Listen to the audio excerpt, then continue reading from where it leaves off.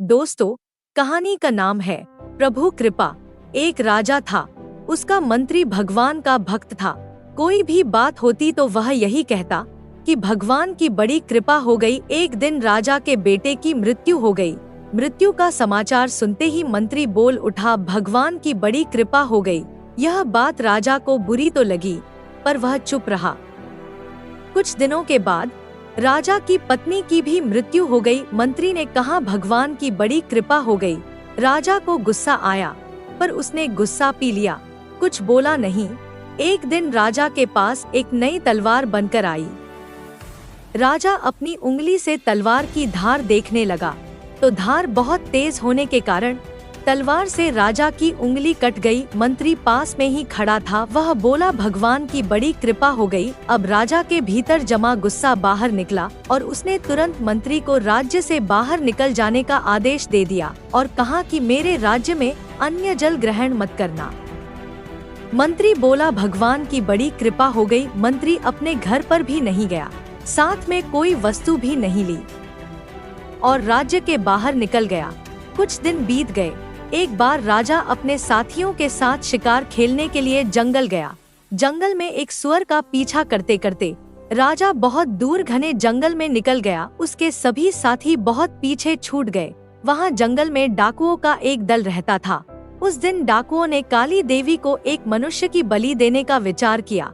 संयोग से डाकुओं ने राजा को देख लिया, तब उन्होंने राजा को पकड़कर बांध दिया। अब उन्होंने बलि देने की तैयारी शुरू कर दी। जब पूरी तैयारी हो गई, तब डाकुओं के पुरोहित ने राजा से पूछा, तुम्हारा बेटा जीवित है? राजा बोला, नहीं, वह मर गया। पुरोहित ने कहा कि इसका तो हृदय जला हुआ है। पुरोहित ने फिर पूछा, क्या तुम्हारी पत्नी जीवित है? राजा बोला, वह भी मर चुकी है। पुरोहित ने कहा कि यह तो आधे अंग का है, अतः यह बलि देने के योग्य नहीं है, परंतु हो सकता है कि यह मरने के भय से झूठ बोल रहा हो। पुरोहित ने राजा के शरीर की जांच की तो देखा कि उसकी अंगुली कटी हुई है।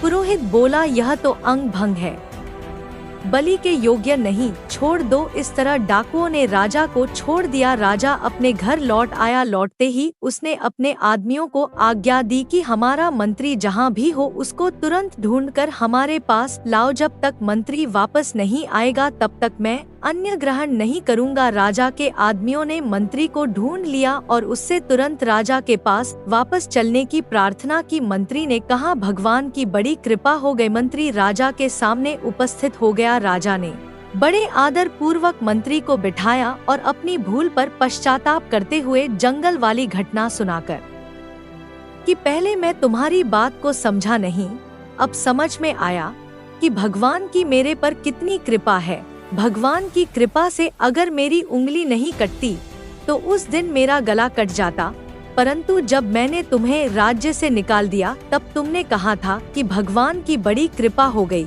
तो वह कृपा क्या थी यह अभी मेरी समझ में नहीं आया। मंत्री बोला, महाराज, जब आप शिकार करने गए तब मैं भी आपके साथ जंगल में जाता। आपके साथ मैं भी जंगल में बहुत दूर निकल जाता, क्योंकि मेरा घोड़ा आपके घोड़े से कम तेज नहीं है।